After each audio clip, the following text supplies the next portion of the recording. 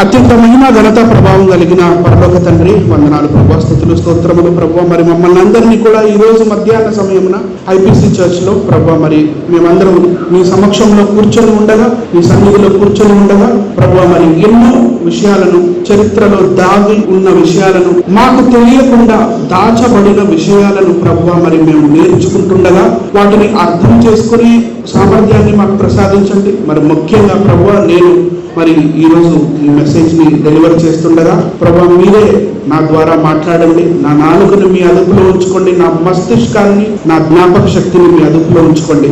ఆద్యంతము మీరు నాతో ఉండి ప్రభా నా ద్వారా మాట్లాడతారని నమ్ముతూ ప్రభు అయిన యేసుక్రీస్తు నామమున వేడుకొని ప్రార్థించుచున్నాము తండ్రి, ఆమేన్. హల్లెలూయా. ఎలా ఉన్నారు? అందరు బాగున్నారా? How are you Visakhapatnam? How are you? హల్లెలూయా.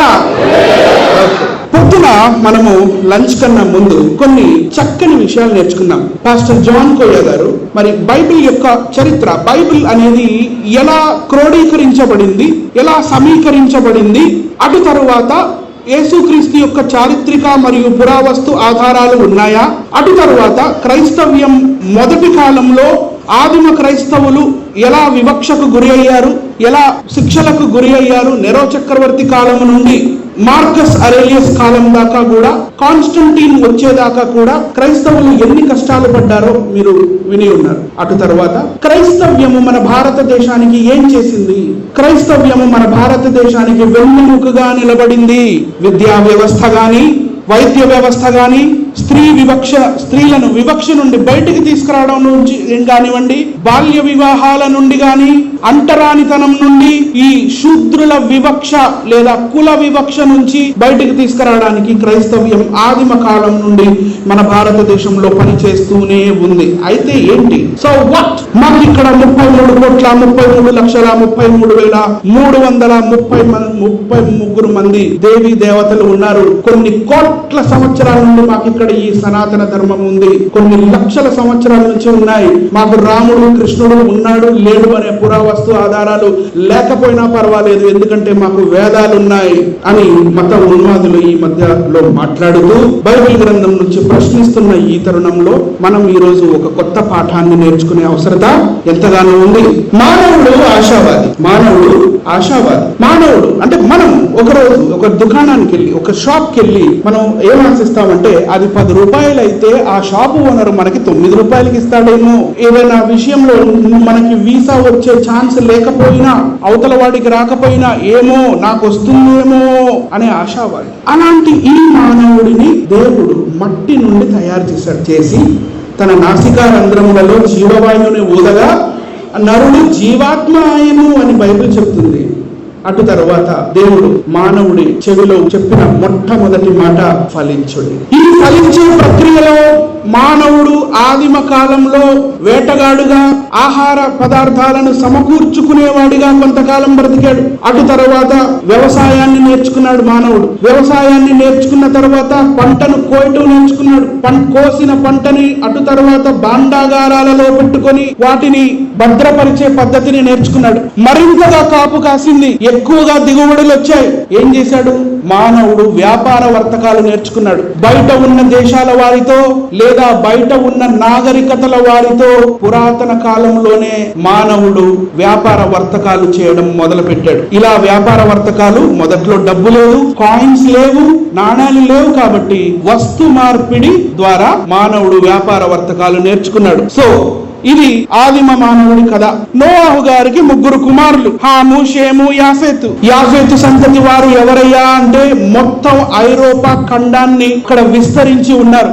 ఐరోపా ఖండం మొత్తం తెల్ల దొరలు అంటాం కదా మనం, వాళ్ళందరూ కూడా యాఫెతు సంతతి వాళ్ళు. తరువాత హాము సంతతి వాళ్ళు ఎవరండి అని అంటే ఈ హాము సంతతి వారు ఆఫ్రికా ఖండానికి వెళ్ళి ఆఫ్రికా ఖండాన్ని మొత్తం వీరి కైవసం చేసుకున్నవారు. షేము సంతానం ఎవరు అని అంటే ఈ ఆసియా ఖండంలో ఉన్నవారే. మనము కూడా షేము సంతతి వారమే. షేము పెద్ద కుమారుడైన ఏలాము సంతతికి చెందిన వాళ్ళం మనమందరము కూడా. షేము పెద్ద కుమారుడు ఏలాము, ఏలాము సంతతి వారమే మనము. ఇలా నోవాహు గారి కాలంలో జలప్రళయం వచ్చింది. జలప్రళయం అంతా అయిపోయిన తర్వాత వీరు ఓడ దిగారు. ఓడ దిగిన తర్వాత చేసిన మొట్టమొదటి పని ఏంటి? ఆదికాండము 8వ అధ్యాయము 20వ వచనము. ఆదికాండము 8వ అధ్యాయము 20వ వచనం. అప్పుడు నోవాహు యెహోవాకు బలిపీఠము కట్టి పవిత్ర పశువులన్నిటిలోను పవిత్ర పక్షులన్నిటిలోను కొన్ని తీసుకొని ఆ పీఠము మీద దహన బలి అర్పించెను. ఫస్ట్ పని ఏం చేశాడండి? దహన బలి అర్పించాడు. It was a thanksgiving thing, right? దేవా thanks for keeping us alive. సంవత్సరం పాటు, అంటే మనం COVID-19 వచ్చినప్పుడు లాక్డౌన్ లో ఉన్నాం కదా, అలా వాళ్ళు ఆల్మోస్ట్ సంవత్సరం పాటు ఆ నావలో లాక్డౌన్ లో ఉన్నారు, ఆ పశువులతో పక్షులతో. సంవత్సరం కాలం అయిపోయిన తర్వాత వాళ్ళు బయటకు వచ్చిన తర్వాత నోవాహు గారు చేసిన మొట్టమొదటి పని ఏంటంటే బలి అర్పించడం, అది కూడా దహన బలిని అర్పించడము. ఇలా నోవాహు గారి కాలంలో నోవాహు గారి 3 కుమారులు 3 కోడళ్ళు మరియు నోవాహు గారి భార్యతో పాటు వీళ్ళు మొట్టమొదటిసారి దహన బలిని అర్పించిన తరువాత హాము షేము యాఫేతుకి సంతతి వారు పుట్టిన తరువాత, అంటే పిల్లలు పుట్టిన తర్వాత వాళ్ళ పిల్లలు పుడుతూ వచ్చిన తరువాత ఈ దహన బలులు అనే ఈ ప్రక్రియని వాళ్ళు మర్చిపోలేదు. కానీ మెయిన్ సెంటర్ ఎవరు? దేవుడు.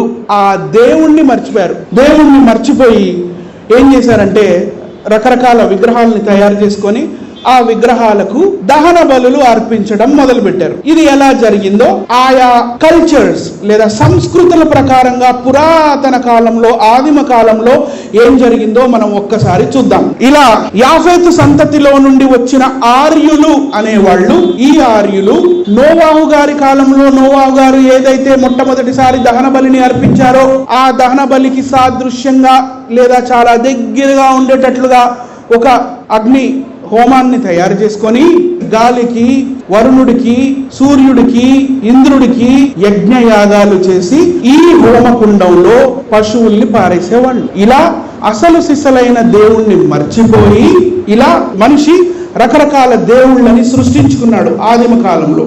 అటు తర్వాత ఈజిప్షియన్ కల్చర్, ఐగుప్తు కల్చర్, ఐగుప్తీయులు కూడా ఇలాంటి హోమకుండాలు తయారు చేసి వాళ్ళు కూడా ఇలా చేసేవాళ్ళు ఆదిమ కాలంలో. అటు తర్వాత దేవీ దేవతల బొమ్మలు తయారు చేసుకొని, మట్టి బొమ్మలు. మానవుడు మొట్టమొదటిసారే రాతి బొమ్మలు తయారు చేసుకోలేదు. ఎందుకంటే ఇనుము అనేది చాలా తరువాత కనిపెట్టబడింది. ఇనుముతోటే సుత్తి తయారు చేసుకున్నాడు మానవుడు, ఇనుముతోటే ఉలిని తయారు చేసుకున్నాడు.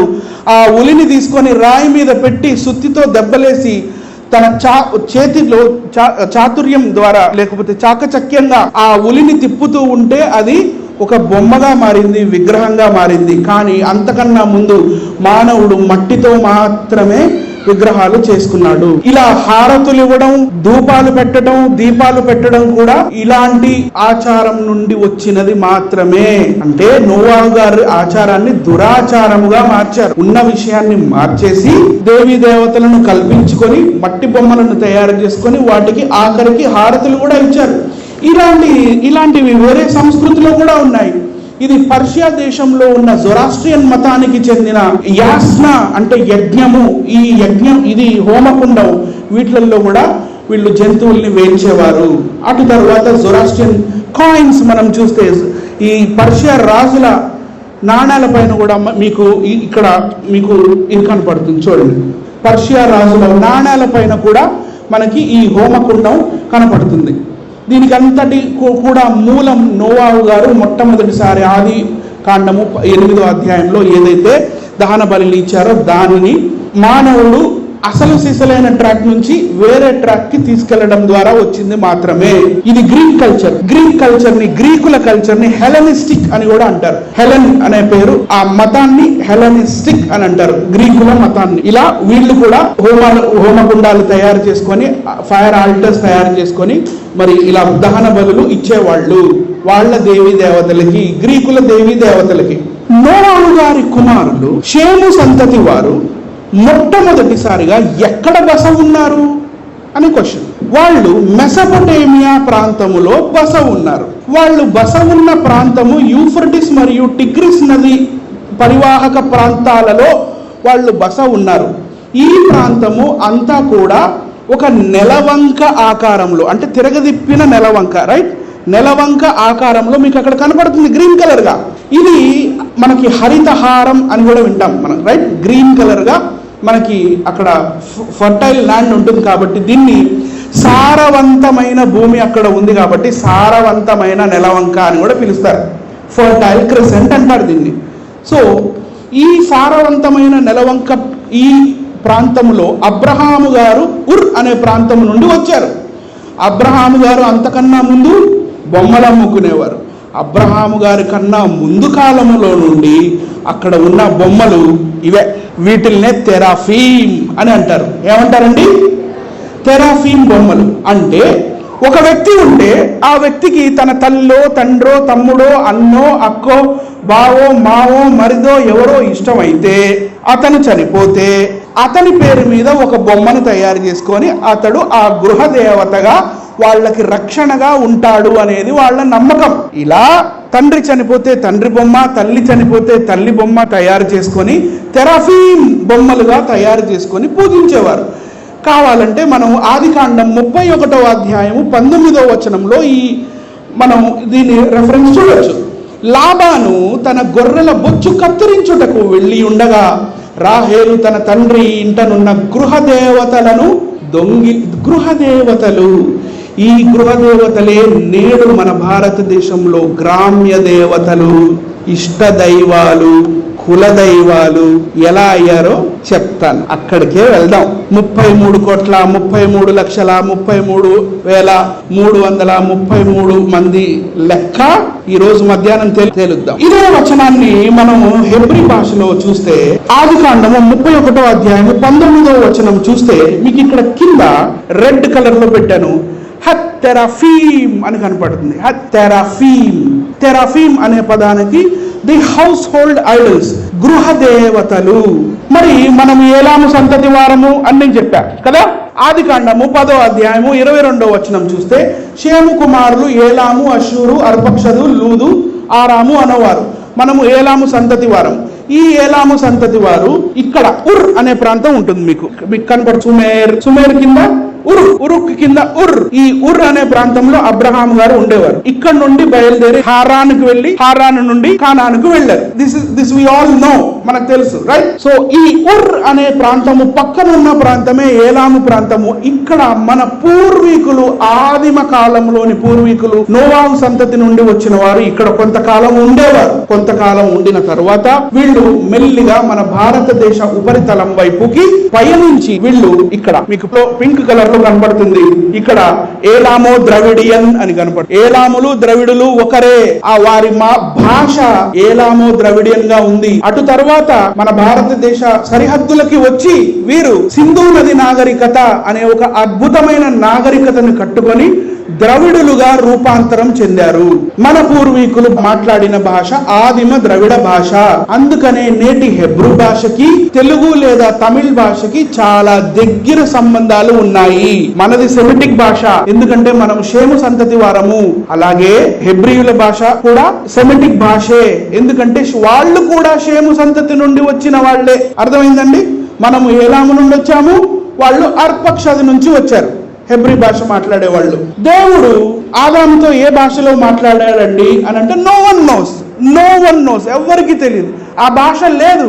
భాష నోవాహు గారి కాలం తరువాత మరి ఆదికాండము 11వ అధ్యాయంలో భాష తారుమారు అయిపోయింది. కాబట్టి తారుమారు అవ్వక ముందు అది ఏ భాష మన ఎవరికి తెలియదు, రైట్? హెబ్రీ భాష అత్యంత పురాతనమైన భాష అంటారు. తప్పు. నో. అర్పక్షదు తర్వాత ఇంకా చాలా మంది ఉన్నారు. అటు తర్వాత పేలేగు తర్వాత ఏబేరు కాలంలో పుట్టిన భాషే హెబ్రూ భాష. ఏబేర్ హ్యాస్ బికమ్ హెబ్రూ.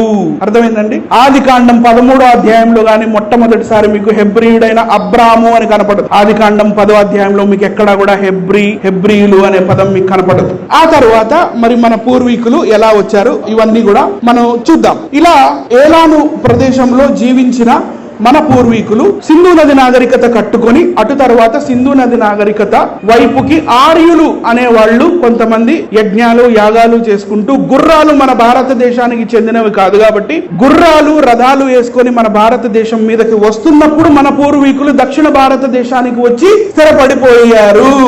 ఏలాము ప్రాంతము నుండి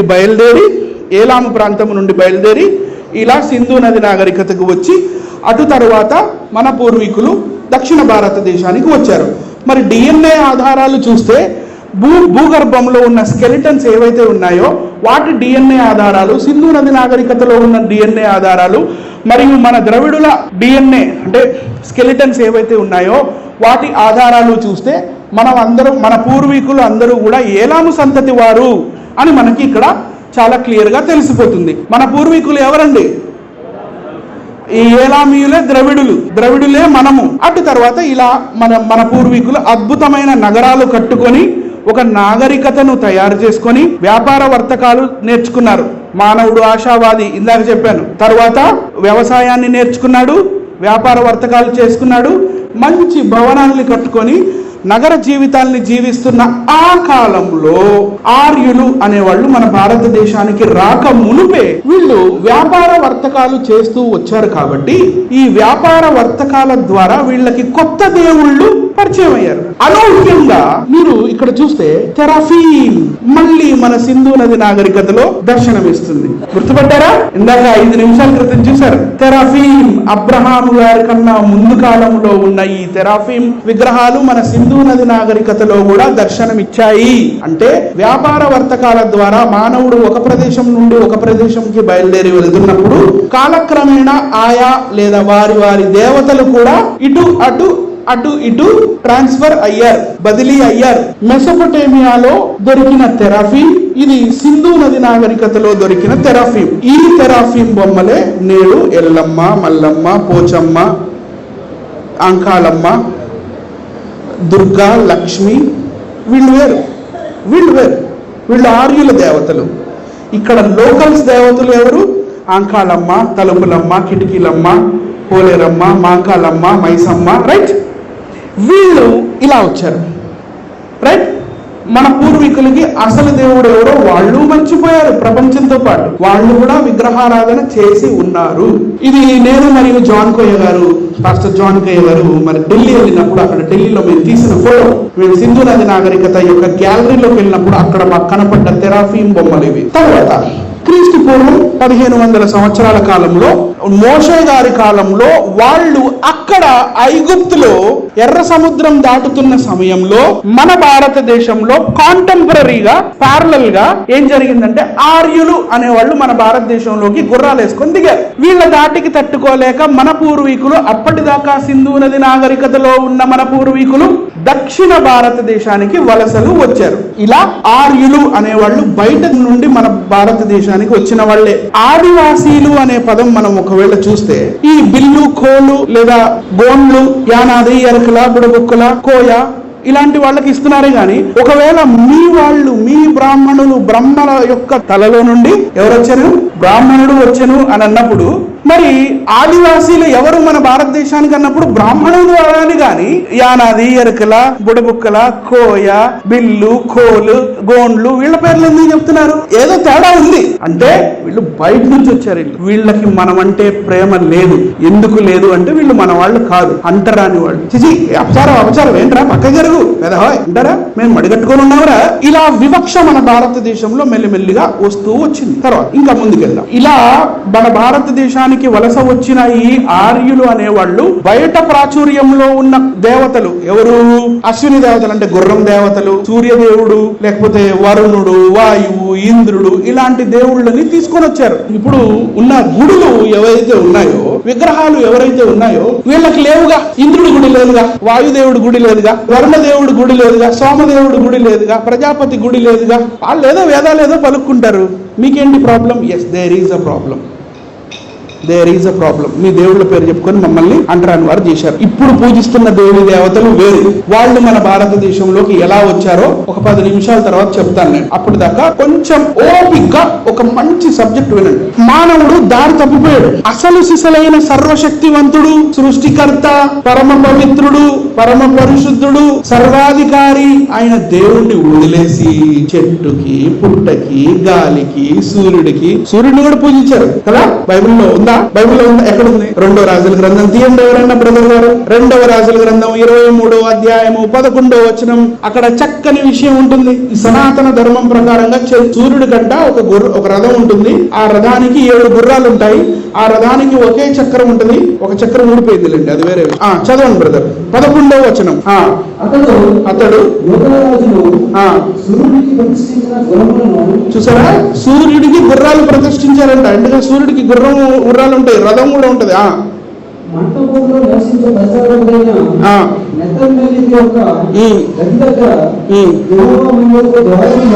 యెహోవా మందిరపు ద్వారము దగ్గర ఈ సూర్యదేవుడిని ప్రతిష్ఠించి వాటికి గుర్రాల్ని ప్రతిష్ఠించి ఇంకేం చేశారంటండి, సూర్యుడికి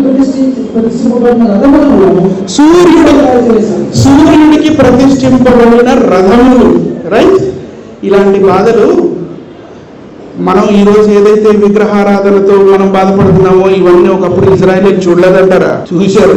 ఇప్పుడు మనకు కొత్తగా ఉంది. బైబిల్ తెలుస్తుంది, అంత పాతదే, కొత్తది ఏమీ లేదు, అంత పాతదే. ఇప్పుడు మీ దేవుడు సైకో, మీ దేవుడు అమాయకుల్ని చంపించాడు, బైబిల్లో మీ దేవుడు యుద్ధాలను జయించాడు అని కూడా మత ఉన్మాదులు ప్రశ్నిస్తున్నారు. మరి బైబిల్లో వాళ్ళు చూపించిన వచనాలు చదివినప్పుడు మనకు కూడా అరే అవును కదా, ఏంటి దేవుడు ఇలా ఎందుకు చెప్తున్నాడు, వాళ్ళ విగ్రహాలను ఎందుకు పడగొట్టమంటున్నాడు, వాళ్ళ దేవతా స్తంభాలను ఎందుకు పడగొట్టమంటున్నాడు అని మనం అక్కడ దాకా చదివి వదిలేస్తాం. సమాధానం చెప్పరు. చెప్పనందుకు మనం లోకు అయిపోతాం. కాబట్టి వచనం చదవండి. నిర్గమకాండము 23వ అధ్యాయము 23, 24 చదవండి సార్.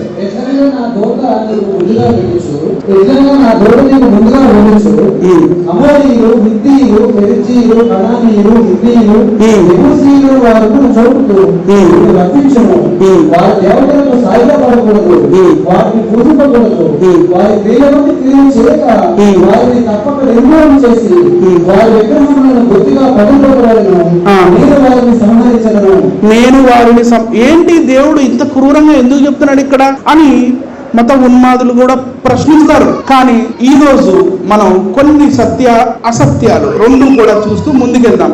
ఇక్కడ మనకి ఏమర్థం అవుతుందంటే, అమోరీయులు, హిత్తీయులు, పెరిజ్జీయులు అంటే వీళ్ళు కానానీయులు. యెహోషువ గారి కాలానికన్నా ముందు నిర్గమకాండము కాలంలో వీళ్ళు కానానుకి ఇంకా వెళ్ళక ముందే దేవుడు వీళ్ళకి కొన్ని సూచనలు ఇస్తున్నాడు. ఏంటి, అక్కడ ఇలాంటి ప్రజలు ఉంటారు, ఈ జాతి వాళ్ళు ఉంటారు, మరి ఆయా దేవతలు ఉన్నాయి, వాళ్ళకి దేవతా విగ్రహాలు, దేవతా స్తంభాలు ఉన్నాయి, వాటిని మీరు పూజించకూడదు, వాటిని పగలగొట్టండి, వాటిని బొత్తిగా ఇరగొట్టండి అన్నాడు.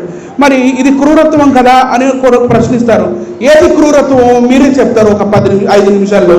అటు తర్వాత ఇదే వచనం మనం ఇంగ్లీష్ లో కూడా ఒకసారి చూసుకుంటే చూడండి, ఎక్సోడస్ 23:24 కింద break down their secret pillars అని మనకు కనపడుతుంది. అదే వచనాన్ని మనం హెబ్రూలో కూడా చూసుకుంటే మనకి ఇక్కడ పిల్లర్స్ అనే కనపడుతుంది. అటు తర్వాత న్యాయాధిపతుల్లోకి వెళ్ళి చూస్తే అట్లు ఇశ్రాయేలీయులు యెహోవా సన్నిధిని దూషులై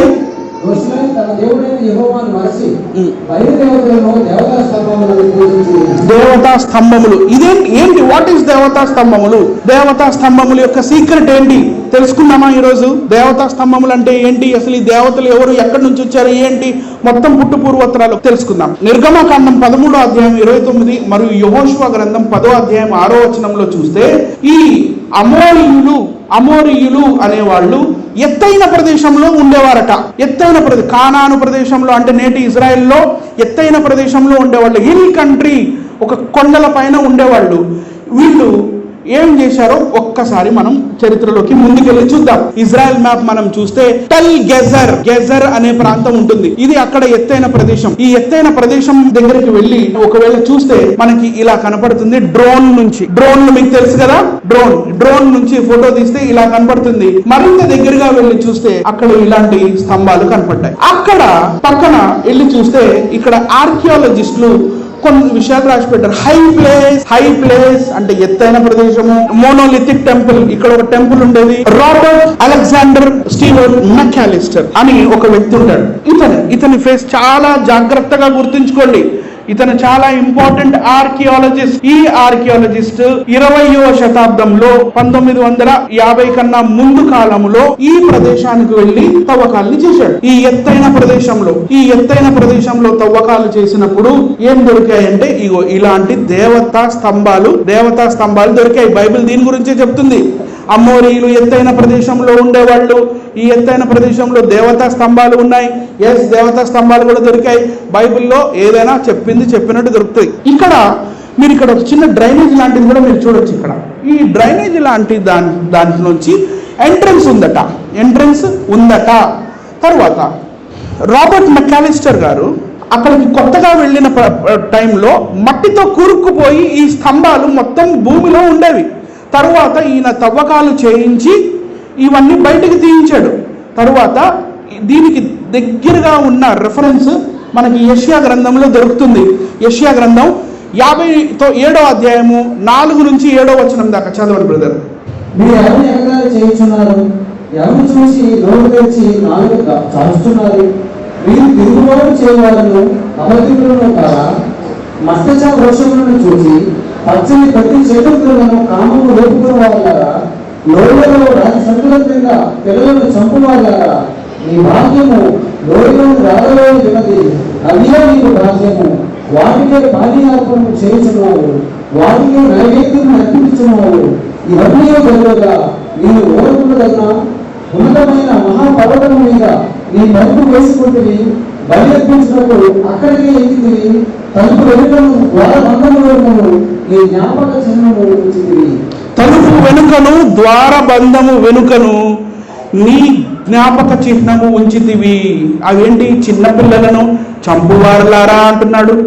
బలి అర్పించుటకు అక్కడికి ఎక్కితివి అంటే హై ప్లేస్, ఎత్తైన ప్రదేశంకి. అటు తర్వాత తలుపు వెనుకను ద్వారబంధము వెనుకను నీ జ్ఞాపక చిహ్నము ఉంచితివి. What does it mean? Let us know today. దీని అర్థం ఏంటో తెలుసుకుందాం. బైబిల్ సైడ్ లైట్స్ అనే పుస్తకం ఈ రాబర్ట్ అలెగ్జాండర్ స్టీవర్ట్ మెక్కాలిస్టర్ గారు రాశారు. అక్కడ అమోరీయుల ప్రాంతం అది. ఈ అమోరీయుల ప్రాంతము యెహోషువ గారి కాలానికన్నా ముందు కాలంలో అక్కడ తవ్వకాలు చేస్తే, నేను అండర్లైన్ చేశాను చూడండి, in this pit was found a great number of bones of human beings. మానవులకు చెందిన ఎముకలు ఆ దేవతా స్తంభముల దగ్గర దొరికాయి. కింద లైన్ చూడండి, సాక్రిఫైస్ వాజ్ కాస్ట్, బలులు అర్పించారు. wherever victim were sacrificed in worship, దేవతలకి మొక్కుతూ నరబలుల్ని అక్కడ ఇచ్చినట్లుగా మనకి రాబర్ట్ స్టీవర్ట్ మెక్కాలిస్టర్ గారు చెప్తున్నారు. The second stone of the Gezer row of the pillar may have been anointed అంటే అక్కడ రోలో ఉన్న రెండవ రాయి ఏదైతే ఉందో అది అభిషేకించబడిందట. ద సాక్రిఫైస్ ఆఫ్ చిల్డ్రన్, చిన్న పిల్లలని బలి ఇస్తున్నారు. And the general atmosphere of lasciviousness pervading the whole worship. We have already sufficiently acclimated to the tree and stone worship. అక్కడ రాళ్లకి రప్పలకి చెట్లకి మొక్కేవాళ్ళు, కానీ దేవతా స్తంభాన్ని చేసుకొని అక్కడ పిల్లల్ని కూడా వీళ్ళు బలి అర్పించారు. కింద లాస్ట్ లైన్ చూడండి, దీస్ ఇన్ఫంట్స్ వేర్ నెవర్, వీళ్ళు చిన్న పిల్లలట. These infants were never more than a week old.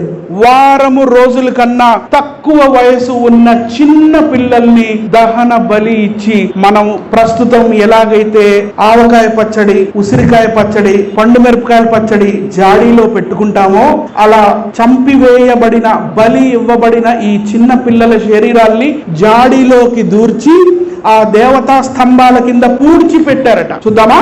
Did you see that? This was the sin which was done by the Canaanites. కానానీయులు దేవతా స్తంభముల పేరుతో, విగ్రహ దేవుళ్ళ పేరుతో చేసిన నిర్వాకాలు అవి. There were 14 skeletons. One of them that the young girl who had evidently been sawn asunder.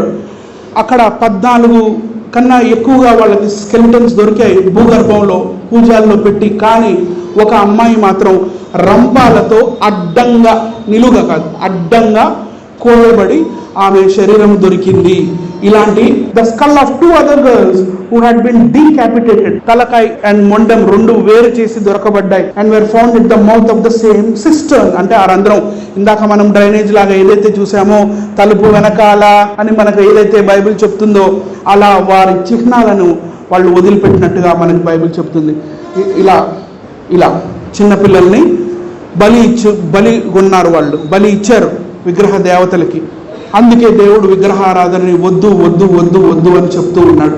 తర్వాత next, ఇలా San అసండర్, అడ్డంగా నరికివేయబడిన ఒక యవ్వనస్తురాలు, ఒక అమ్మాయి, ఒక శరీరం. ఈ మ్యాప్ లో ఇక్కడ పైన, ఇక్కడ నుండి ఎంటర్ అవుతారు, డ్రైనేజ్ లాగా ఉంటుంది. ఇలా లోపలికి వెళ్తే ఆ గుహలో మీకు అక్షరం జే కనపడుతుంది. బ్రదర్ ఎవరన్నా లేసి జే చూపించండి. జే. Somebody please go and show the alphabet J over there. J. ఇంకా పైన J. ఎంట్రన్స్ దగ్గర ఒక J. ఇంకా పక్కన మీ రైట్ J. అక్కడ కూడా పైన J అంటే జార్, జార్ బరీడ్ ఇన్ఫంట్, అక్కడ కూజాలు దొరికాయి.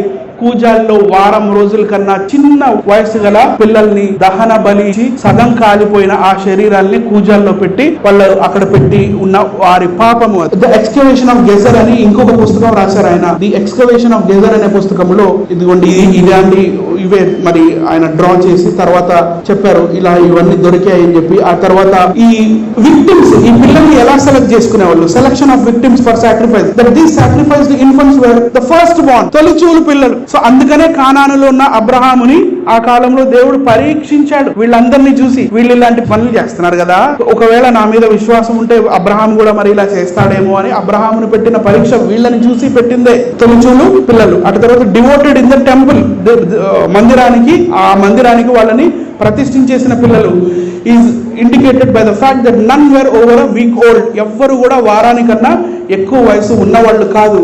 సో ఇలా మానవుడు విగ్రహారాధనలోకి వెళ్ళి ఇలా రకరకాలుగా మానవుడు మరి ఇదే పుస్తకంలో నేను చూపిస్తున్నాను, ఇలా చిన్న పిల్లల్ని కూడా చంపేసి బలులు ఇచ్చారు. ఇలాంటి కూజాలు ఏవైతే ఉన్నాయో కానాను ప్రాంతం మొత్తంలో జరిగిన తవ్వకాలలో ఆల్మోస్ట్ ప్రతి ప్లేస్లో దొరికాయి. అందుకనే యెహోషువ గారి కాలంలో, అటు తర్వాత కాలంలో దేవుడు విగ్రహారాధనని అసహ్యించుకున్నాడు. ఇప్పుడు అర్థమైందండి. ఇర్మియా గ్రంథం 19వ అధ్యాయం 5వ వచనం, నేను విదుంపనిదియు సెలవీయనిదియు నా మనస్సునకు తోచనిదియు నైన ఆచారము ఆచరించి తిరిగి తమ కుమారులను దహన బలులుగా కాల్చుటకై బయలునకు బలిపీఠములు కట్టించిరి అని దేవుడు ఇక్కడ మనతో ఇర్మియా గారి ద్వారా చెప్పిస్తున్నాడు.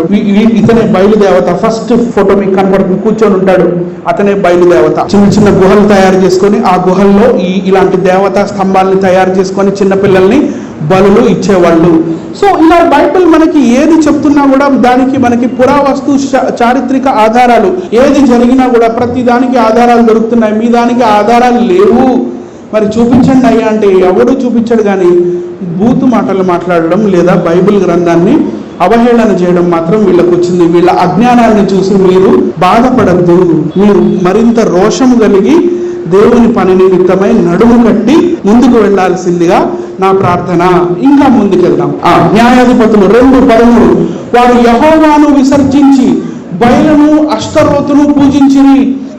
ఈ విగ్రహాలు ఏవైతే మీరు ఇప్పుడు చూస్తున్నారో వీటిని చాలా జాగ్రత్తగా చూడండి. ఆ బొమ్మ ఎక్కడ నిలబడింది, దేని మీద నిలబడింది? కపాలాల మీద నిలబడింది. మన దేశంలో కూడా కపాలాల మీద నిలబడే దేవి దేవతలు ఉన్నారు, అవి కూడా చూపిస్తాను నేను. తర్వాత చేతిలో ఏవో పట్టుకొని ఉన్నారు, రైట్? న్యాయాధిపతులు 3వ అధ్యాయం 7వ వచనం, and the people of Israel did what was evil in the sight of Lord. దేవుడికి ఏదైతే ఇష్టం లేదో, దేవుడు ఏదైతే వద్దన్నాడో దాన్నే ఇజ్రాయేలీలు చేశారట. They forgot the lord their God and serve the Baals and the Ashtaroth. Boil అంటే వీడే, అష్టరోత్ అంటే ఆమె. దేని మీద నిలబడింది? సింహం మీద నిలబడే దేవతలు మన భారతదేశంలో కూడా ఉన్నారు. వీళ్ళందరూ కూడా అక్కడ నుండి పుట్టుకొచ్చిన వాళ్ళు అయ్యుంటారా కాదంటారా? అది ఎలా అయ్యుంటారో కూడా చూడాలా. మరి ఇవన్నీ కూడా చిన్న పిల్లల సాక్రిఫైస్ కి సంబంధించిందే. ఇలా మరి దేవుడు వద్దు అన్న పనినే చేస్తూ మనుషులు వస్తూ వచ్చారు. ఇవన్నీ కూడా ఆచారాలు మరి ఎక్కడి నుంచి వచ్చాయి, ఎలా వచ్చాయి కూడా మనం చూసే ప్రక్రియలో మనం ఇప్పుడు ఇందాక జాన్ కోయా గారు మాట్లాడుతూ కాయిన్స్ చూపించారు. నెరో చక్రవర్తి కాయిన్స్, టైబీరియస్ సీజర్ కాయిన్స్ చూపించడం జరిగింది. ఆ కాయిన్స్ యొక్క స్టడీని న్యూమిస్మాటిక్స్ అంటారు, రైట్ అండి? ఈ న్యూమిస్మాటిక్స్ అనే స్టడీ ద్వారా మనకి ఏం తెలుస్తుంటే పురాతన కాలంలో వ్యాపార వర్తకాల ద్వారా ముడి పదార్థాలు, సరుకులు మరియు ధాన్యాలు కాకుండా ఒక ప్రాంతం నుండి మరో ప్రాంతానికి లేదా రాజ్యానికి చెందిన నాణ్యాలు ఏవైతే ఉన్నాయో అవి కూడా ఇటు అటు వెళ్తూ ఉండేవి. నాణ్యాల మీద కొన్ని దేవతల బొమ్మలు ఉంటాయి. ఆ దేవతల బొమ్మలు కూడా ఒక ప్రదేశం నుండి ఒక ప్రదేశంలోకి వ్యాపార వర్తకాల ద్వారా ట్రావెల్ అయ్యారు. ఈ వ్యాపార వర్తకాలు కాయిన్స్ ద్వారా మొదలయ్యింది మొట్టమొదటిసారి క్రీస్తు పూర్వం 7వ శతాబ్దంలో. యేసుక్రీస్తు పుట్టే 700 సంవత్సరాల ముందు మన భారతదేశంలో మొట్టమొదటిసారి నాణ్యాలు అనేవి వచ్చింది క్రీస్తు పూర్వం 6వ శతాబ్దంలో. యేసుక్రీస్తుకి 600 సంవత్సరాల ముందు. అంతకనే ముందు కాయిన్స్ అనేవే లేవు, అసలు ఆ సిస్టమే లేదు. ఇజ్రాయేలీలు మొట్టమొదటిసారి పర్షియా దేశంలో దర్యావేషు రాజైన తర్వాత దర్యావేషు కాలంలో కాయిన్స్ చూశారు. దర్యావేషు కాలంలోని కాయిన్స్ ని దరిక్ అని అంటారు. దరిక్ నుండి దీనార్ వచ్చింది, దీనార్ నుండి ద్రాక్షమ వచ్చింది, ద్రాక్షమ నుంచి దిర్హాం వచ్చింది. కానీ అన్నిటికీ coin, first coin, gold coin దరిక్, దర్యావేషు కాలంలో డేరియస్ అతని పేరు కాబట్టి దానికి దరిక్ అనే పేరు పెట్టాడు. సో మన భారతదేశంలో ఒక చిన్న కథ జరిగింది. అశోక చక్రవర్తి మన భారతదేశాన్ని క్రీస్తు పూర్వం 3వ శతాబ్దంలో యేసు క్రీస్తు కన్నా 300 సంవత్సరాల క్రితం పరిపాలించాడు. అంతకన్నా ముందు కాలంలో అలెగ్జాండర్ చక్రవర్తి మన భారతదేశానికి దండయాత్రకు వచ్చాడు. అలెగ్జాండర్ యొక్క దండయాత్ర. అలెగ్జాండర్ ఇటు గ్రీకు నుంచి బయలుదేరి మన భారతదేశ సరిహద్దు దాకా కూడా, మీకు కుడివైపు భారతదేశ సరిహద్దు కనపడుతుంది, ఈ సరిహద్దు దాకా కూడా వచ్చి భారతదేశంలోకి మొత్తం చొచ్చుకొని రాకుండా వెనక్కి తిరిగి వెళ్ళిపోతున్న ఆ కాలంలో అలెగ్జాండర్ మహారాజుతో పాటు కొంతమంది దేవి దేవతలు కూడా వాళ్ళ సైన్యముతో పాటు ఆరాధనా దైవాలు కూడా వచ్చారు. ఎందుకంటే రాజ్యాలు గెలుస్తూ వచ్చాడు కాబట్టి ఆ దేవతలు ఎలా అంటే పొసైడన్, ఇతని చేతిలో ఒక త్రిశూలం ఉంటుంది. ఆ తర్వాత హెఫాస్టస్, ఆర్టెమిస్, అఫ్రోడైట్, జ్యూస్, డయోనిస్, ఇలా కొంతమంది గ్రీకు దేవతలు ఉన్నారు. వీళ్ళు బాహ్య ప్రపంచానికి అలెగ్జాండర్ కాలము తర్వాత లేదా అలెగ్జాండర్ కాలములో పరిచయం అయ్యారు. అలెగ్జాండర్ పూజించిన దేవత పేరు నైకీ. ఏం పేరండి? గట్టిగా చెప్పాలి సార్. నైకీ. షూ వేసుకుంటారా? Shoes, Nike T shirt, Nike shoes. Youth పిల్లలు ఈరోజు బ్రాండ్, నాకు బ్రాండ్ నైకీ బ్రాండ్ అంటారా? అలెగ్జాండర్ బ్రాండ్ ఏంటి? Nike brand, right? ఈ నైకీ బ్రాండ్ వేసుకున్న అలెగ్జాండర్, అంటే నైకీ దేవతని పూజించిన ఈ అలెగ్జాండర్, ఇదిగోండి, ఇది మీకు ఎఫ్ఎస్సి తెలుసు కదా, ఎఫ్ఎస్సీలకు రాసిన పత్రిక కదా. సో ఈ ఎఫ్ఎస్సి పట్టణంలో ఈ నైకీ దేవత యొక్క విగ్రహం దొరికింది. ఇది అడ్డంగా ఇరిగిపోయి దొరికింది.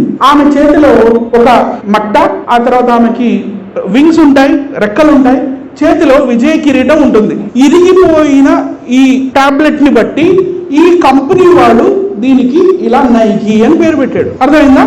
ఈ దేవత పేరు Nike. Is it clear now? Right? So Alexander porous ని ఓడగొట్టిన తర్వాత మింటింగ్ చేపించిన కాయిన్ ఇది, వెండి కాయిన్. ఈ వెండి కాయిన్ మీద మీకు అలెగ్జాండర్ కి విజయ కిరీటాన్ని తొలగిస్తున్న నైకీ, రెక్కలు కలిగిన నైకీ మీకు కనబడుతుంది. ఈ నైకీ దేవత భారతదేశ సరిహద్దుల దాకా కూడా అలెగ్జాండర్ కాలంలో వచ్చినట్లుగా మనకి చాలా క్లియర్ గా అర్థమవుతుంది. నైకీ తర్వాత మీరు తెలుసుకోవాల్సిన ఇంకొక దేవత టైకీ. ఈమె కూడా గ్రీకు దేవతే. ఈ టైకీ అనే దేవత చేతిలో ఒక గొట్టం ఉంది, చూడండి, ఉందా గొట్టం? ఈ గొట్టం అంటే ఇది ఇలాంటి గొట్టం అన్నమాట. ఇది కనపడుతుందా? దీన్ని కార్నుకోపియా అని అంటారు. ఏమంటారండి? నేను మీతో ఎందుకు చెప్పిస్తున్నానంటే ఈ పదాలు నేను చెప్తాను ఇంకొక 10-15 నిమిషాలు, రైట్? కార్నుకోపియాని చేత పట్టుకున్న టైకీ. ఈ కార్నుకోపియా సిరి సంపదలకి చిహ్నంగా ఉంది. ఇందులో చాక్లెట్లు, బిస్కెట్లు, ఫ్రూట్స్, లేకపోతే వాట్ ఎవర్ మీకు నచ్చింది, పువ్వులు ఏమైనా పెట్టుకోవచ్చు. ఇలా దీన్ని ఏమంటారు? కార్నుకోపియా అని అంటారు. ఈ కార్నుకోపియాని ఇలా బొకేగా కూడా వాడుకోవచ్చు. మరి ఈ రోజుల్లో పెళ్లిళ్ళు జరిగినప్పుడు పెళ్లి కూతురు చేతిలో బొకే లేదే స్టేజ్కి ఎక్కదు కదా. పెళ్లికి అందరూ రెడీగా ఉంటారు, పాస్టర్ గారు అమ్మ రండమ్మ అన్న కూడా లేదండి బొకే ఇంకా రాలేదంటారు. ఈ బొకే అనే పద్ధతి పెళ్లి కూతురు పెళ్లి కొడుక్కి, అయ్యా నేను నీ ఇంటికి వస్తున్నాను, ఇదిగో నాతో పాటు నీకు సిరి సంపదలను తీసుకొస్తున్నాను, ఈ బొకే నీకు సిరి సంపదలకు చిహ్నముగా ఉన్నది అని తెలియజేయడానికి మాత్రమే ఈ ఆచారం అనేది మనకి ఇలా గ్రీకు నుంచి వచ్చినది. అర్థమైందండి? ఆనాటి ఈ కార్నుకోపియా నేడు బొకేగా మారింది. ఈమె అసలు టైకీ విగ్రహం. ఇది కనపడుతుందండి, టైకీ చేతిలో పట్టుకొని ఉంది కదా ఈ కార్నుకోపియా. ఈమె ఆయా కాలంలో ఉన్న గ్రీకు రాజులు అందరూ కూడా ఈమెని చాలా గొప్పగా పూజించారు. వాళ్ళ నాణ్యాల మీద కూడా ఈమెను ముద్రీకరించారు. ఈమె తర్వాత కాలంలో గ్రీకు సామ్రాజ్యం పడిపోయిన తర్వాత రోమా సామ్రాజ్యం వచ్చింది. రోమా సామ్రాజ్యంలో ఫార్చ్యూనాగా పిలువబడింది. ఏమని పిలువబడిందండి? ఫార్చ్యూనా. అంటే ఫార్చ్యూనర్ కారు ఉంది కదా, ఫార్చ్యూన్ రిఫైన్డ్ ఆయిల్, ఇవన్నీ అందించే ఆ పేర్లు, రైట్? ఫార్చ్యూనా చేతిలో కూడా ఈ కార్నుకోపియా మనకు కనపడుతుంది. ఇంకొక గ్రీకు దేవుడు గురించి మనం తెలుసుకోవాలి. అతని పేరు పొసైడన్. ఈ పొసైడన్ ఇందాక కూడా నేను చూపించాను. పొసైడన్ అనే అతను దిగంబరుడు. తరువాత చేతిలో ఒక త్రిశూలం ఉంటుంది. ఆయన ఎప్పుడు ఎద్దు ఆయనతో ఉంటుంది. జాగ్రత్తగా గుర్తుంచుకోండి నేను చెప్తున్న మాటలు, రైట్? నెక్స్ట్ ఇంకొక దేవుడు మెస్సీనియన్ కాయిన్ అంటారు దీన్ని, మెస్సీనియా. ఈ మెస్సీనియన్ కాయిన్ మీద ఉన్న దేవుడు పేరు జ్యూస్ దేవత. ఈ జ్యూస్ దేవత భారతదేశంలో ఇంద్రుడుగా పిలువబడతాడు. ఈ జ్యూస్ దేవత కూడా దిగంబరుడే. అటు తర్వాత సెల్యూకస్ మన చంద్రగుప్త మౌర్యుడికి తన కూతురునిచ్చి పెళ్లి చేశాడు. ఆ తర్వాత గ్రీకు సామ్రాజ్యం పడిపోయింది. ఆ తర్వాత గ్రెకో బ్యాక్ట్రియన్ వచ్చింది. ఇవన్నీ మనం ఇందాక జాన్ కోయ్ గారు చెప్పారు. ఆ తర్వాత గోండోఫరస్ కాలము, గోండోఫెరస్ కూడా ఇదిగోండి నైకీ దేవతనే పూజించాడు. గోండోఫెరస్ అంటే థామస్ కొంతకాలం ఇతని దగ్గర పనిచేశాడు.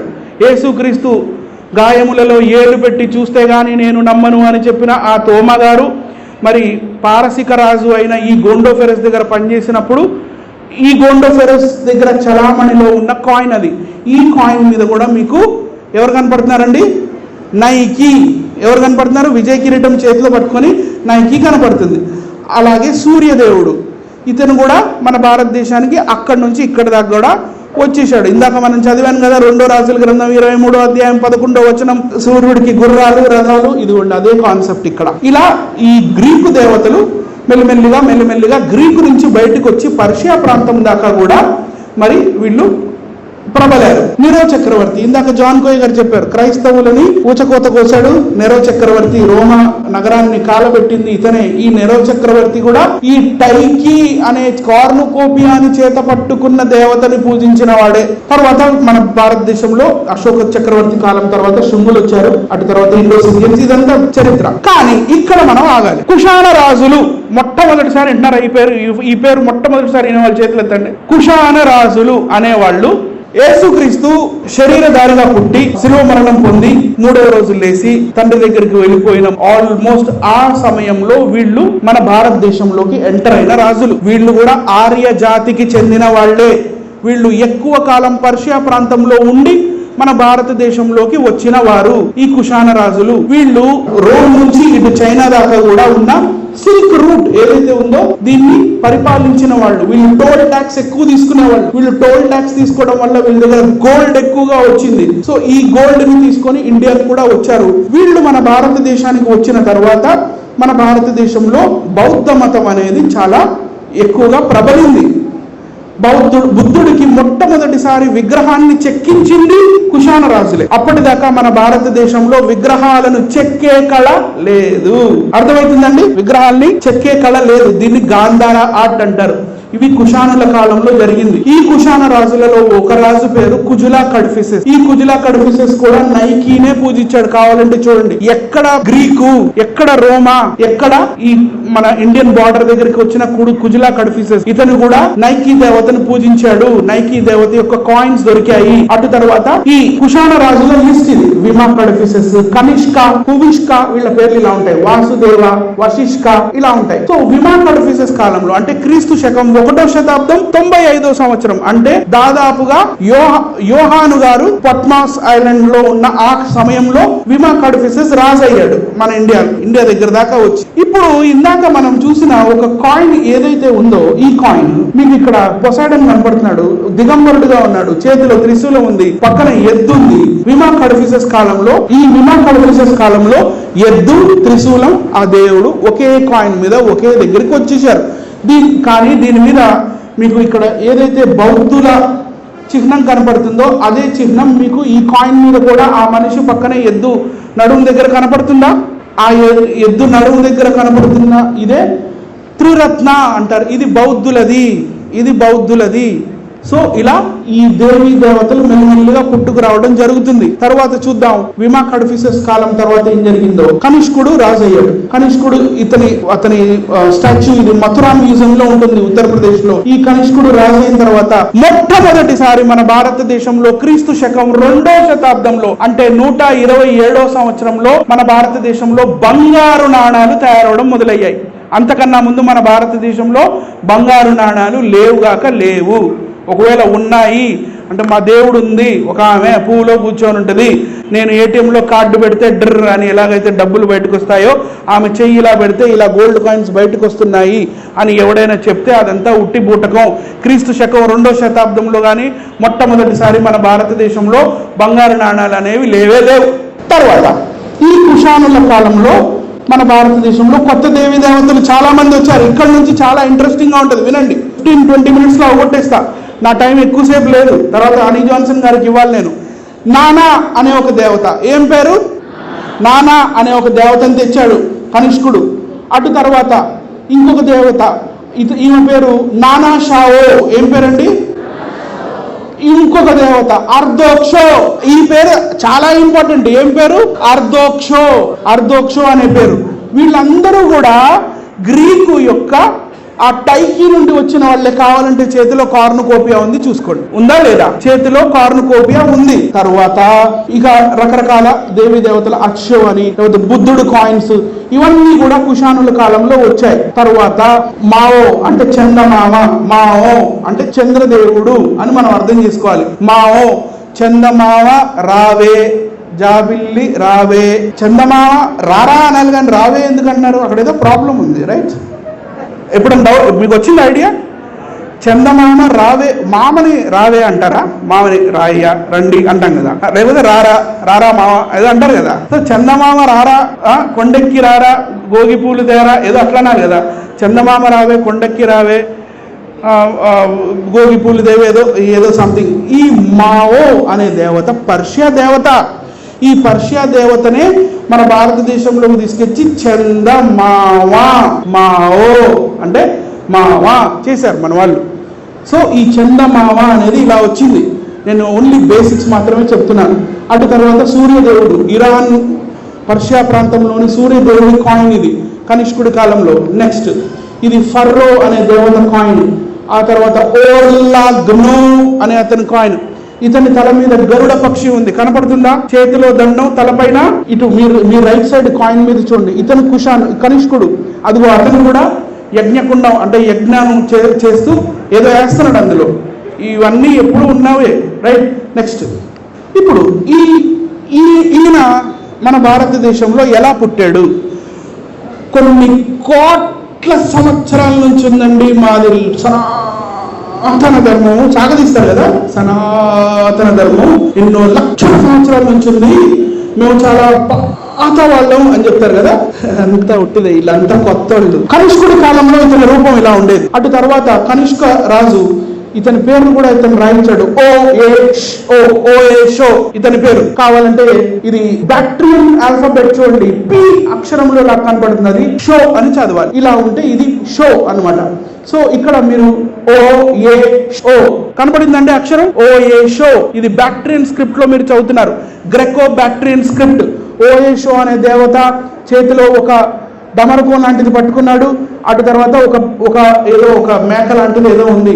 అటు తర్వాత కాలంలో ఈ ఓయేషో అనే దేవత మెల్లిమెల్లిగా వృద్ధి చెందుతూ హూష్కుడి కాలంలో మెల్లిమెల్లిగా ఈయన ఎలా రూపాంతరం చెందాడో చూడండి. చేతిలో ధర్మచక్రం వచ్చేసింది, ఆ తర్వాత త్రిశూలం వచ్చేసింది, చేతిలో డమరకం కూడా ఉంది.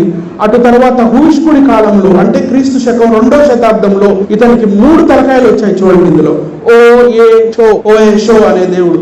అటు తర్వాత అతని భార్య, ఓయేషో యొక్క భార్య పేరు ఒమ్మో. ఈ ఒమ్మో అనే దేవత మన భారతదేశంలో ఉమాగా పిలువబడింది, పర్షియన్ దేవుడు.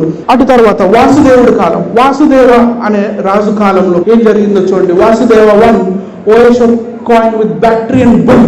వెనకాల మీరు ఇందాక గ్రీకు దేవత దగ్గర చూసిన ఆ ఎద్దు ఏదైతే ఉందో ఆ వెనకాల నిలబెట్టడం జరిగింది. పక్కాగా ఓయేషో అని రాసింది. 3 తలకాయలు ఉన్నాయి, త్రిశూలం కూడా చేతిలో కనపడుతుంది. అటు తర్వాత మెల్లిమెల్లిగా తను రూపాంతరం చెంది ఇలా నేటి దేవుడుగా పూజింపబడే దానికన్నా ముందు క్రీస్తు శకం 3వ శతాబ్దంలో అంటే 225వ సంవత్సరంలో ఇతని తలపైన మావో అని ఇందాక పిలువబడ్డ ఆ చందమామ ఇతని తల మీద పెట్టి ఇతనిని చంద్రమౌళిని చేశారు.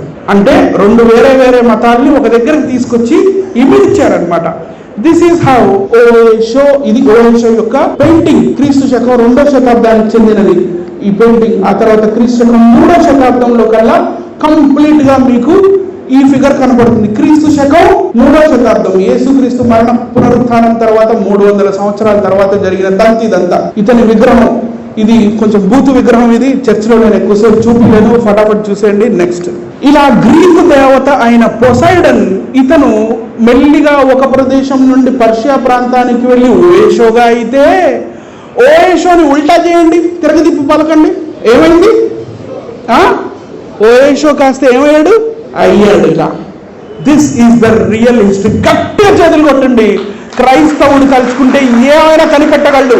పాతాళంలో ఉన్నా కూడా తీయగలడు, పాతాళంలో ఉన్నా కూడా బయటికి తీయగలడు. ప్రపంచానికి సత్యాన్ని చెప్పగలడు.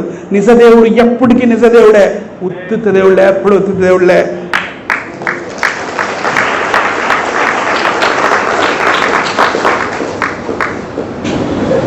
చూద్దామా? కనపడిందా? చూద్దామా ఎలా వచ్చిందో ఈ టైకి దేవత సిరి సంపదలకి దేవతగా ఉంది. ఈమె తరువాత కుషానుల కాలంలో పర్షియా దేశం నుండి మన దేశానికి అర్ధోక్షోగా వచ్చింది. ఇందాక మీరు చెప్పారు అర్ధోక్షో అని, మీరు గట్టిగా చెప్పండి మీకు పనికొస్తుందని చెప్పాను. ఈ అర్ధోక్షో అనే ఈమె చేతిలో కూడా కార్నుకోపియా కనపడుతుంది. ఈమె ఇక్కడ కంప్లీట్ గా ఫారెన్ లుక్ లో కనపడుతుంది, ఫారినర్ లాగా కనపడుతుంది. గౌన్ వేసుకొని ఉంది, చీరలు లేదు, బ్లౌజ్ లేదు, ఇక్కడ వడ్డాణాలు లేవు. మరి చేతికి ఇక్కడ భుజాలకు వేసుకుంటారు కదా, అవి కంఠాభరణ వజ్ర వైడూర్యములతో పదకబడిన కంఠాభరణములను అలాంటివి లేవు. కంప్లీట్ ఫారెన్ లుక్ లో ఉంది ఇక్కడ. కానీ ఈమె రూపాంతరం చెందింది. ఎలా రూపాంతరం చెందిందో లేడీస్ చాలా జాగ్రత్తగా చక్కగా మా సిస్టర్ గారు గుర్తుపట్టగలరు, ఎందుకంటే వాళ్ళకి గోల్డ్ అండ్ శారీస్ అంటే చాలా ఇష్టం కాబట్టి. నెక్స్ట్ ఈమె అర్ధోక్షో భర్త పేరు ఫర్రో. ఇది విగ్రహం, ఈమెది విగ్రహం. ఈమె చేతిలో కూడా కార్నుకోపియా కనపడుతుంది. అటు తర్వాత కాలంలో హుష్కుడి కాలంలో ఈమె చేతిలో కార్నుకోపియా ఉంది. ఆ తర్వాత ఈమె గౌన్ కూడా మీరు చూడగలరు. అటు తర్వాత వాసుదేవ కాలంలో ఈమెని ఒక సింహాసనంపై కూర్చున్నట్టుగా మనకి ఈ బంగారు నాణంపై కనపడుతుంది. ఇది క్రీస్తు శకం 3వ శతాబ్దం నాటికి. కాళ్ళ కింద చిన్నగా కమలం పువ్వు ఏర్పడుతుంది, కనపడుతుందా?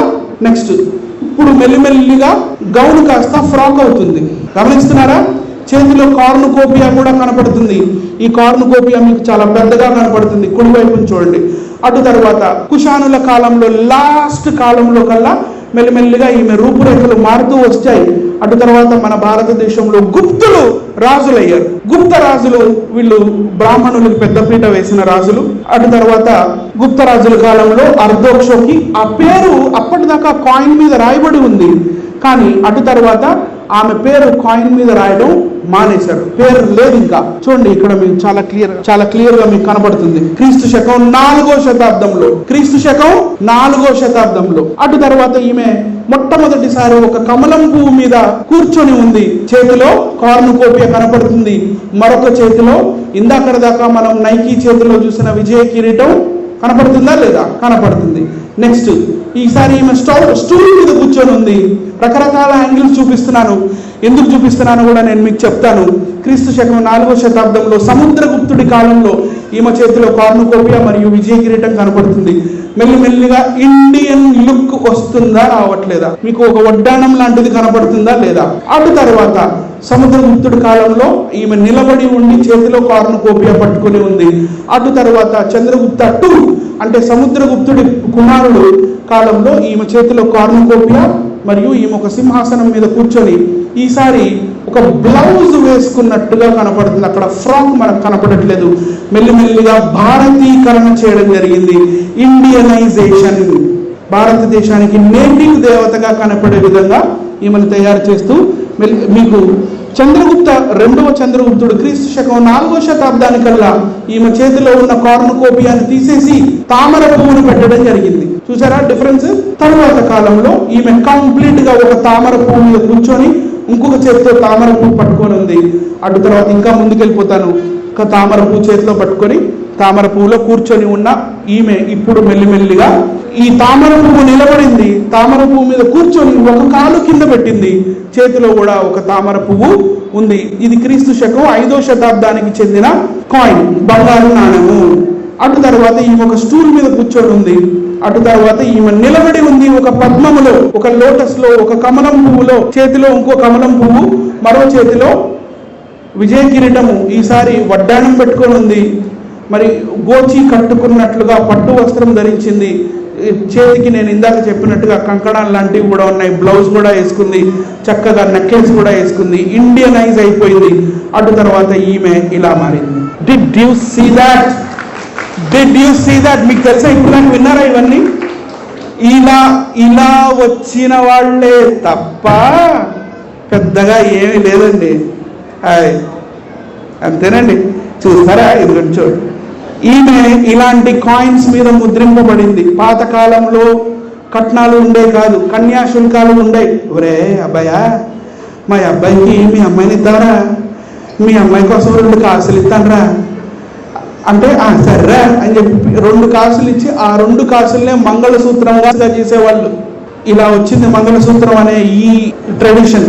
నేను ఎవరికి ఏం మెసేజ్ ఇవ్వట్లేదు, చరిత్రని మాత్రమే చెప్తున్నా. తర్వాత మంగళసూత్ర బంగారు తాళిబొట్టు డిజైన్లు. మరి ఇక్కడ మీకు ఎడం వైపు కింద బొమ్మ చూస్తే మరి ఇందాక మీరు ఏదైతే కాయిన్స్ గుప్తుల కాలంలో చూసారో అవే మీకు కనపడుతున్నాయి. అటు తర్వాత నిలబడి ఉన్న కాయిన్ ఇదిగోండి ఇలా అయింది. ఇప్పుడు చేతులు ఎక్స్ట్రా యాడ్ అయినాయి అంతే, ఎక్స్ట్రా చేతులు మాత్రమే వచ్చున్నాయి. అటు తర్వాత ఇంకొంచెం ముందుకెళ్దాం.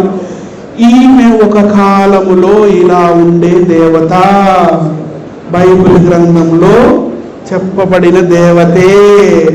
నేను ఏం చెప్పాను ఇందాక, ఇజ్రాయిల్ చూడనివా మనం చూస్తున్నవి అవే రిపీట్ అవుతాయి. అందుకే బైబిల్ గ్రంథంలో కూడా దేవుడు చెప్పాడు, హిస్టరీ రిపీట్స్. అర్థమైందండి? చూసారా? ఇవే మనకి కొత్తగా చూపిస్తున్నారు. తర్వాత ఈ గుప్తుల కాలంలో ధనలక్ష్మి ఎలా పుట్టిందో చూద్దాం. ఈమె అర్ధోక్షోనే, ఒకప్పుడు అర్ధోక్షోనే ఈమెని తామర భూమి మీద కూర్చోబెట్టి, కానీ ఈమె చేతిలో ఉన్న విజయ కిరీటాన్ని తీసేస్తే ఈమె గుప్పిలు విప్పింది మొట్టమొదటిసారి.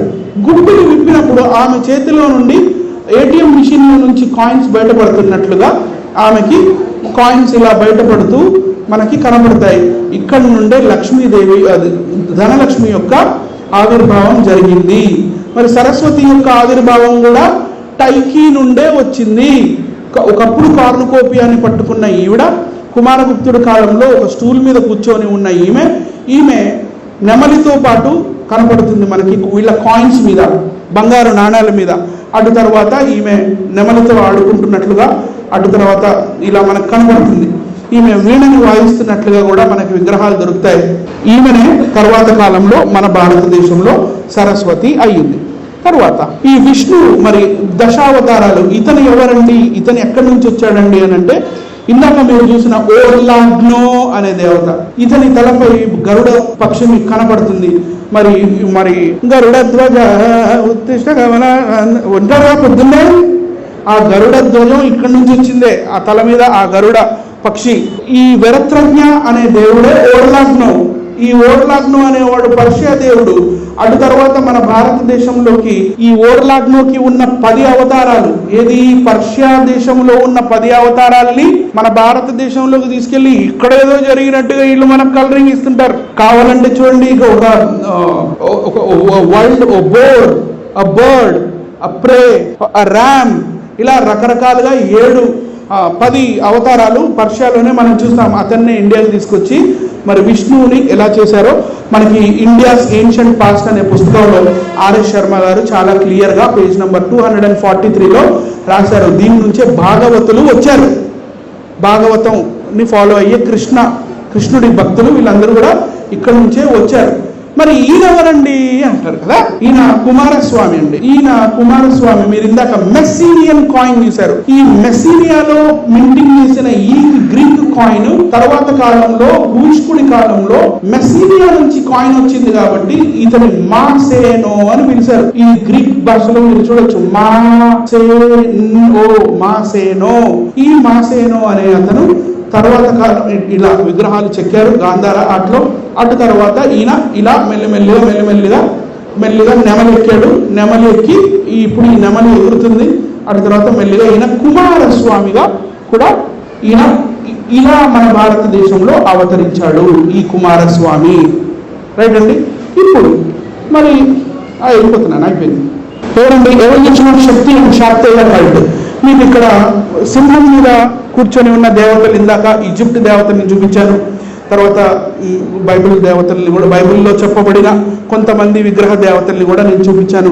అటు తర్వాత ఈయన కనిష్కుడు కాలంలో మరి ఈమె నానాగా ఎంటర్ అయింది మన భారతదేశంలోకి. నానా అనే దేవతగా ఎంటర్ అయిన ఈ నానా కావాలంటే చూడండి, చేతిలో కర్ర పట్టుకొని, ఇక్కడ కూడా కర్ర ఉంటుంది చేతిలో కాయిన్స్ మీద.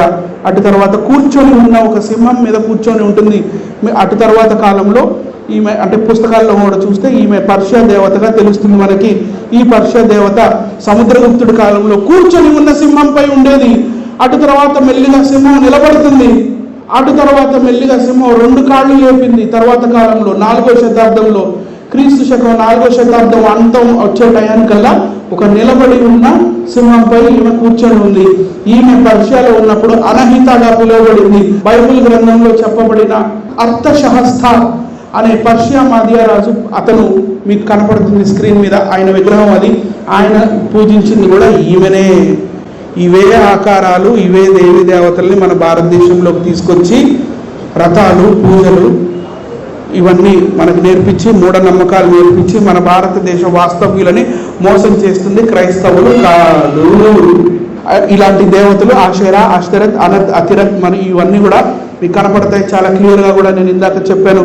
సో ఇలా వీళ్ళు ఈజిప్షియన్ దేవతలు కూడా ఈజిప్ట్ నుండి మన భారతదేశానికి, అంటే అటు గ్రీక్ నుండి, గ్రీక్ తర్వాత పర్షియా నుండి, పర్షియా తర్వాత ఇండియాకి వలస వచ్చిన దేవుళ్ళు. కొన్ని లక్షల కోట్ల సంవత్సరాల నుంచి ఉన్న వాళ్ళు కాదు వీళ్ళేమి, పెద్ద హిస్టరీ ఇండియాలో ఉన్న దేవతలు కూడా ఏమి కాదు. మరి ఇష్టార్ దేవత అని మనకి ఏదైతే అక్కేడియన్ కాలంలో కనబడుతుందో ఈవిడ మన భారతదేశంలో భక్తి ఉద్యమం అనేది క్రీస్తు శకం 7వ శతాబ్దం నుండి ఇప్పుడు కూడా భక్తి ఉద్యమం నడుస్తూనే ఉంది.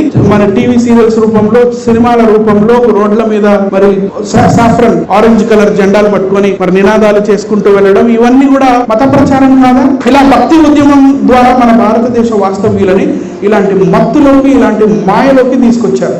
ఇలాంటి మత్తులోకి, మాయలోకి తీసుకొని వచ్చింది భక్తి ఉద్యమంలో మాత్రమే, అంతకన్నా ముందు లేరు. ఇది బుద్ధుడు విగ్రహం. బుద్ధుడు విగ్రహాన్ని ఏం చేశారో మీరు చూడండి, నేనేం చెప్పను, మీరే చూడండి ఏం కనపడుతుంది ఇక్కడ. బుద్ధుడు భక్తుడు ఎవరో నమస్కారం పెడుతుంటే దాన్ని తీసుకొచ్చి ఇట్లా చేస్తే ఏం చెప్పాలి సార్, చెప్పండి. నెక్స్ట్ చూడండి, ఇదిగోండి అక్కడ ఉన్నది బుద్ధుడు.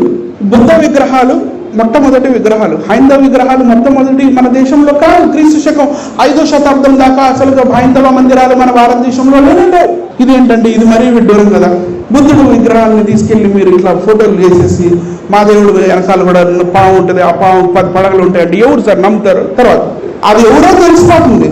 అడ్డనామాలు పెట్టినంత మాత్రాన్ని శివుడు అయిపోతాడండి. అది చూస్తుంటే అసలు ఆ చెవులు చూస్తుంటేనే తెలిసిపోతుంది ఎవరు అనేది. మరి ఇంత మోసమా? తర్వాత నెక్స్ట్ చూడండి, పాపం బుద్ధుడు చనిపోయే ముందు ఆయనకి ఆరోగ్యం బాగాక పడుకున్నాడండి, నిర్వాణం అయ్యాడు. ఈయనకేమైంది చెప్పండి సార్? ఆయనకు ఆరోగ్యం బాగాక చాలా కాలం బెడ్ మీద పడుకొని బెడ్ రిడన్ అయిపోయి చనిపోయాడు. ఈయనకేమైంది? ఈయన బాగానే ఉన్నాడు కదా. నెక్స్ట్ ఇదిగోండి చూడండి, ఇలా ఇది బుద్ధుడి విగ్రహం. అవలోకితేశ్వర, అవలోకితేశ్వర. దీన్ని పట్టుకొని బుద్ధుడి విగ్రహాన్ని తీసుకెళ్లి ఇట్లా మొత్తం అంతా కవర్ చేసేసి కిరీటం పెట్టి పెద్ద పెద్ద నామాలు పెట్టేసి కనపడకుండా చేస్తే ఎలా? రైట్, నెక్స్ట్ ఫటాఫట్ వెళ్ళిపోదాం. లాస్ట్ ఇదండి, ఇది ఎవరిదండి విగ్రహం చెప్పండి? బుద్ధుడిదా కాదా? దాన్ని మీరు ఇట్లా చేస్తే ఎట్లా? అరే ఒక్కటన్నా ఒరిజినల్ ఉండదా మీకు? ఒక్కటి అట్లీస్ట్ ఒక్కటన్నా ఒరిజినల్ ఉండాలి కదా సార్. ఇది జైన విగ్రహం, రైట్? ఈ జైన విగ్రహం ఒకటి తీసుకోండి. అటు తర్వాత ఈ బంగారు ఆభరణాలు మీకు కనపడుతున్నాయి కదా, ఈ బంగారు ఆభరణాలు తీసుకొని మీరు అలా పక్కకు పెట్టుకోండి. ఆ తర్వాత దీన్ని ఇలా సార్ ఇప్పుడు దీని నుంచి దీని పక్కన పెట్టండి. ఇప్పుడు రెండింటిని కలపండి. లోపల ఉంది ఎవరు సార్ ఉన్నది? ఇవ్వండి, ఆ బుక్ ఇవ్వండి. పుస్తకాలు రాసి అమ్ముతున్నారు సార్, నేను చెప్పట్లేదు సార్. లోపల ఉన్నది ఎవరు? చాలా క్లియర్ గా పుస్తకాలు రాసి చెప్తున్నారు. అయ్యా లోపల ఉంది బుద్ధుడు లేదా జైన తీర్థంకారుడు. మీరు అన్ని కనపడకుండా, ఏమి కనపడకుండా మొత్తం కవర్ చేసేసి మీరు పంగనామాలు జనాలకు పెట్టి నిలువు దోపిడీ చేసి పంపిస్తే ఎట్లా? మరి మమ్మల్ని ఏమో దశం భాగాలు ఇస్తారంటున్నారా? మా ఇష్టం, మేము మా చర్చికి దశం భాగాలు ఇచ్చుకుంటాం. మరి మీరు నిలువు దోపిడీ సంగతి ఏంది? పోనీ ఆ దేవుడన్నా మీ దేవుడా? ఆ విగ్రహాన్నా మీ విగ్రహమా? అంటే అది వేరు. మళ్ళా చూడండి, అర్థమవుతుందా? విషయం అర్థమవుతుంది కదండి. ఇవన్నీ మీరు తెలుసుకోవాలి. అందుకే ఓపిక్గా ఇంతసేపు చాలా స్లోగా చెప్పాను మీకు. ఒక్కొక్కటి తలకెక్కాలి, లేకపోతే గుర్తుండిపోవాలి. రేపటి రోజున మీరు వాళ్ళని ప్రశ్నించాలి. ఇలా మన భారతదేశ వాస్తవ్యులని మోసం చేశారు. కాబట్టి నేనేమంటున్నానంటే, నా ప్రియమైన సహోదరుడు, నా సహోదరి, మోసపోకండి.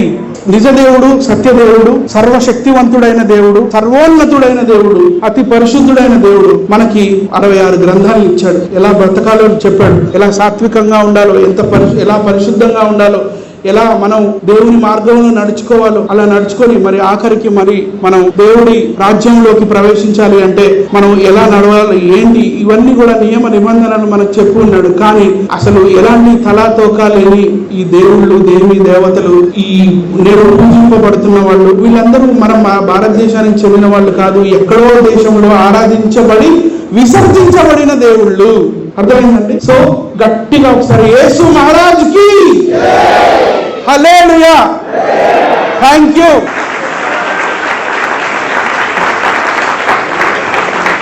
Thank you.